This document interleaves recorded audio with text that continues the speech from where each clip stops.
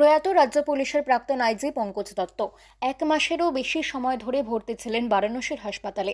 23 October বারাণসীর সভায় cerebral attack হয়েছিল তার। নাক মুখ দিয়ে রক্তক্ষরণ শুরু হয়। সংজ্ঞাহীন অবস্থায় ভর্তি করানো হয়েছিল হাসপাতালে।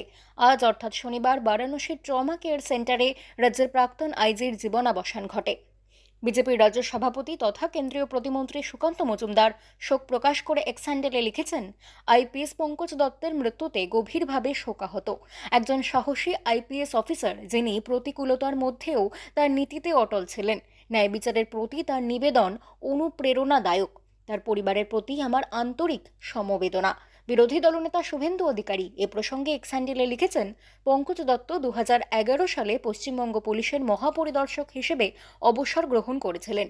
নিজের পরিণতির কথা না ভেবে বিবেকপূর্ণ মতামত প্রকাশ করে গেছেন তিনি। আমি তার পরিবারের সদস্যের প্রতি আন্তরিক সমবেদনা জানাই। তার আত্মার চিরশান্তি কামনা করি। বাংলা খবর, আপনার রাজনীতি, আপনার আওয়াজ।